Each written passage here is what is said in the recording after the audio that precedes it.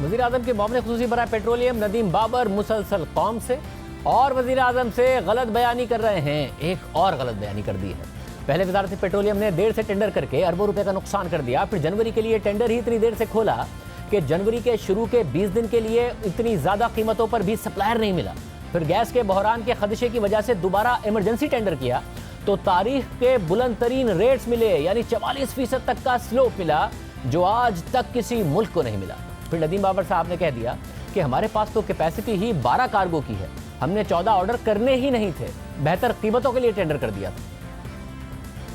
जनवरी में हमने अगर 14 कार्गो प्लान किए थे, हमारे पास कैपेसिटी तो 12 की है, 1200 के हमारे पास रीगैस फैसिलिटी है, हमने 14 ऑर्डर नहीं करने थे। ये एक नॉर्मल अमल है कि जितने आपको चाहिए होते हैं आप उससे एक दो ज्यादा भी टेंडर कर सकते हैं और आप देखें कि कौन सी बेहतर प्राइस आप मिल रही है। फिर गलत बयानी कर दी है, क्योंकि 17 दिन पहले ही नदीम बाबर साहब बता चुके हैं कि 17 किलोमीटर की पाइपलाइन कराची में मुकम्मल होने की वजह से अब हम 12 के बजाय 14 कार्गो मंगवा सकते हैं। हमारे टर्मिनल फुल कैपेसिटी पे चलेंगे, पूरा दिसंबर, पूरा जनवरी। दिसंबर का महीना 1200 पे चलेंगे, जनवरी में हम 1400 का रेंज कर रहे हैं, क्योंकि इंशाल्लाह हमारी जो पाइपलाइन थी जो हमने सिंध गवर्नमेंट से इजाज़त लेके बनानी थी वो मुकम्मल हो गई होगी।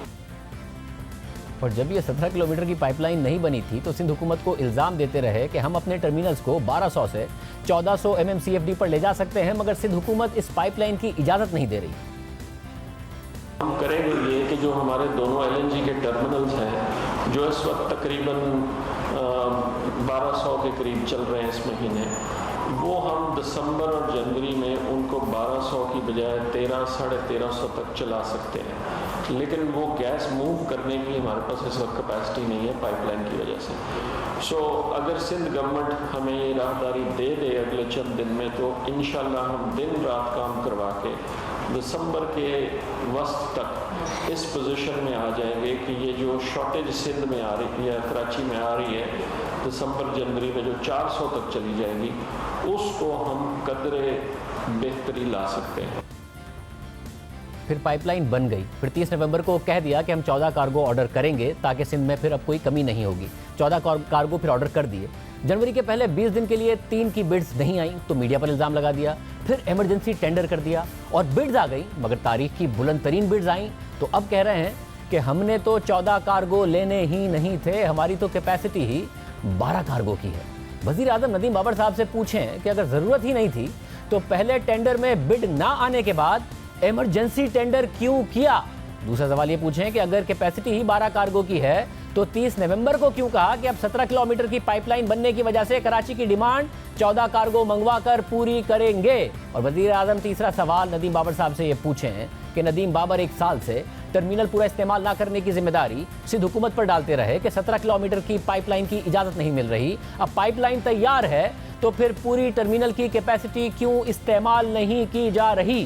क्या अब भी महंगी गैस खरीदने, मुख्तलिफ सेक्टर्स को गैस ना मिलने और घरों में गैस का प्रेशर कम आने की जिम्मेदारी सिंध हुकूमत या मीडिया पर डाली जाएगी, या खुद नदीम बाबर साहब भी कोई जिम्मेदारी लेंगे? ये वज़ीर आज़म उनसे पूछें।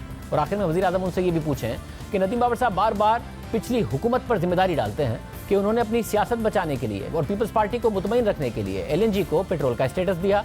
रिंग फेंसिंग का मसला है, हम गैस को वेटेड एवरेज करके नहीं बेच सकते और अब हमें यह करना पड़ रहा है कि पिछली 3 CCI की मीटिंग्स में हम ये मामला रख चुके हैं, मगर पीपल्स पार्टी की सिंध हुकूमत नहीं मान रही है, क्योंकि पीपल्स पार्टी कहती है कि इससे आर्टिकल 158 मुतासिर होता है।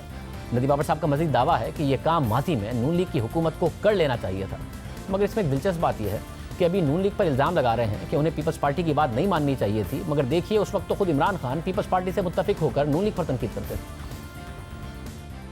सिंध की हुकूमत सही शोर मचा रही है, सिंध के लोग सही कह रहे हैं कि जनाब 70% गैस तो हमारे से हम निकाल रहे हैं, तो हमें आप ये महंगी LNG गैस क्यों हमें कह रहे हैं कि खरीदो।